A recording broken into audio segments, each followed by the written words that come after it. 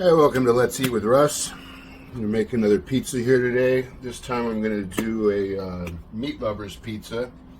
It's the same thing I already showed you in an earlier video, how to make the pizza dough. I just form it into a little bit of a disc, and I like to put a little flour on it.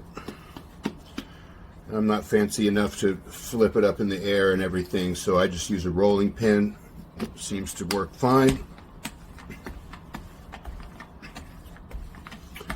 And I like to roll it out a little bit larger than the actual pizza that I'm making, because as you can see, it's kind of stretching back in on itself already. So if I go a little bit larger than I'm planning, if it shrinks a little as I move it onto the work surface, whoops,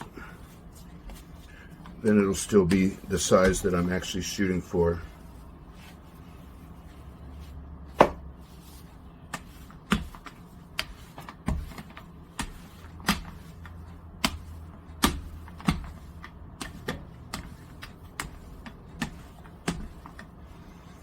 That should be about good. So I don't have a pizza peel, so I'm just using a backside of a large wooden cutting board, and you want to make sure you dust it with cornmeal so that it won't stick when I'm trying to transfer it over to the hot pizza stone, which is already in my little countertop oven, which is set at the max temperature of 450. See the way that slides? That's what you're looking for. So you can just crimp the edges a little bit to form a little wall and a crust for the sauce. Stretch that out a little bit more.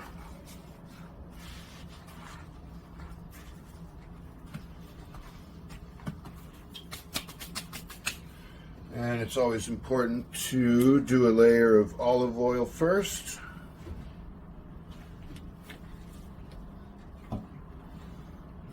Kind of spread that around to the edges.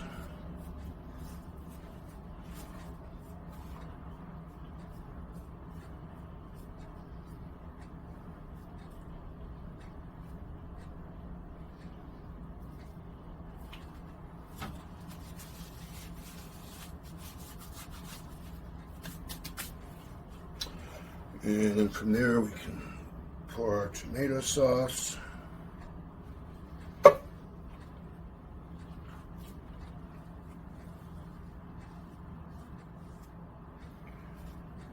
And I just use the back side of a big spoon to spread the sauce around across the whole pizza.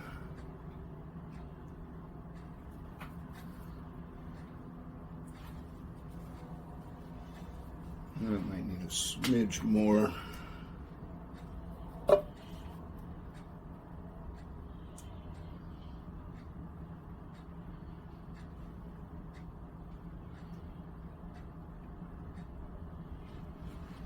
Yeah, it looks about good. And when I'm doing a pizza that uses tomato sauce, I always like to add a little seasoning to the sauce, so I'll do a little dusting of garlic here. A little bit of basil.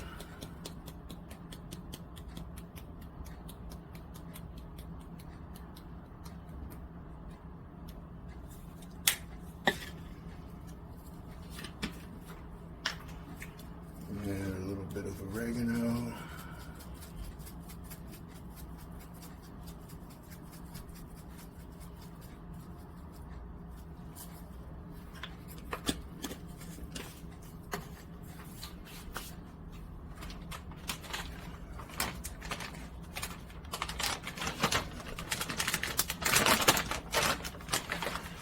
Now we're ready for our cheese.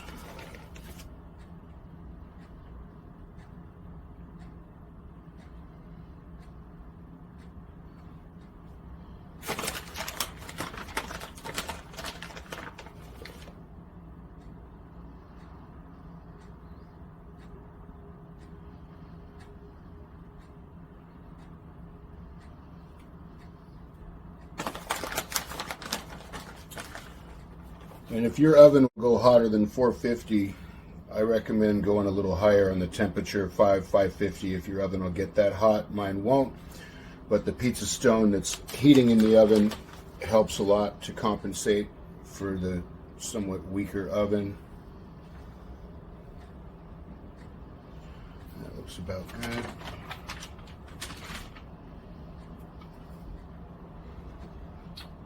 And I'm going to pretty much just throw on all the meats that I've got here. So start with some pepperoni.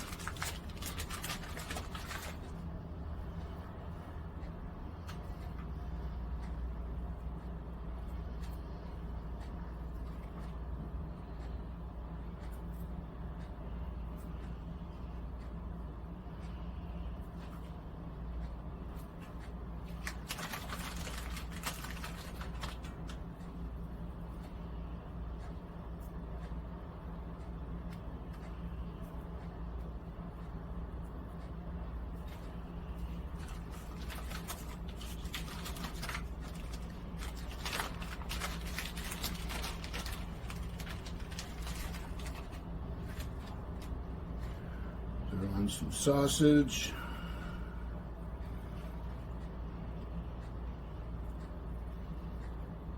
Obviously all these meats are pre-cooked. You don't want to put raw meat on a pizza. It will not get cooked in the time the pizza cooks.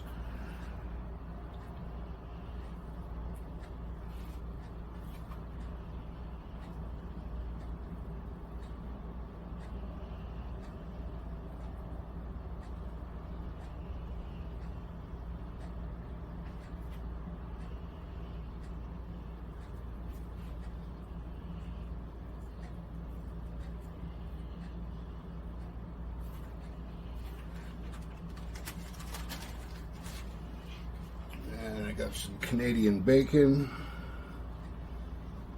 that I chopped up to throw on here.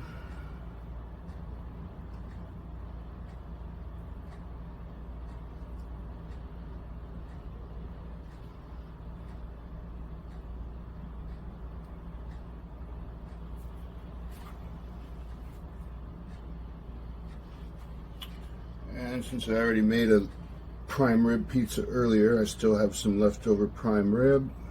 Might as well throw some of that on here too.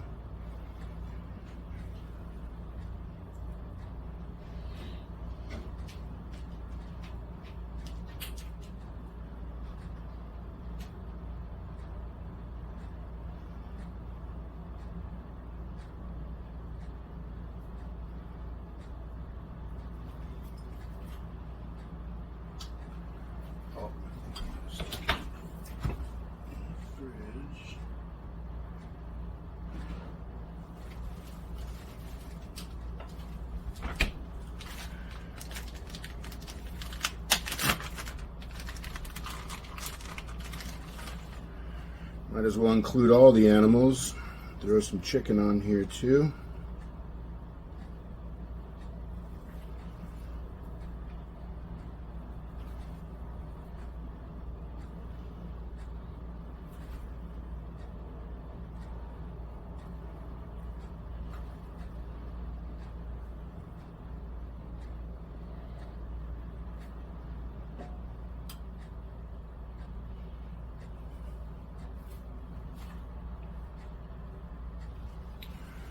And there we go. We're pretty much ready to throw this guy in the oven. And I will show you how I transfer this to the pizza stone.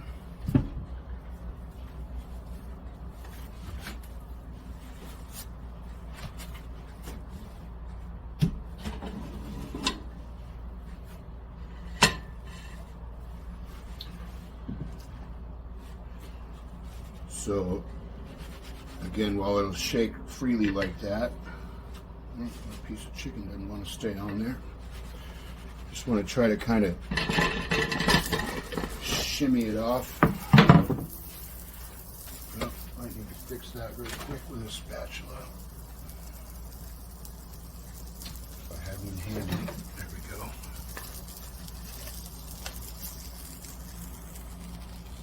There we go. That'll do. So I'm going to throw this in the oven. It'll bake for I've been finding for me today the sweet spot has been about 11 minutes in the oven. So I'm going to throw this in and be right back when it's done. Alright, it's been right about 11 minutes. This guy should be pretty much ready to go. Sure looks about ready to go. So what I like to do, again, I don't have a pizza peel, but I do have this giant snow shovel of a pizza spatula. So I like to make sure that it's not stuck to the pizza stone at all before I cut it.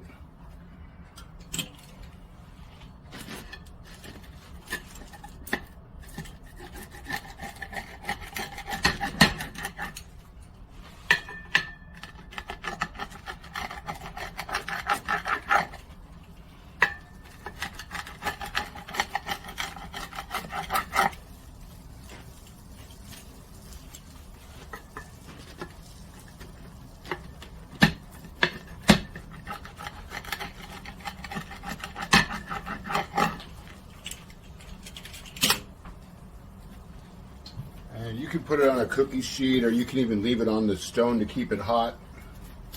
I have these little pizza cardboard cutout dealies that I like to use. So then I try to basically get the whole pie onto the spatula, and then just slide it off onto the cardboard. And there you have it, Meat Lovers Pizza. Hope you like it. Thanks for watching. Please like and subscribe.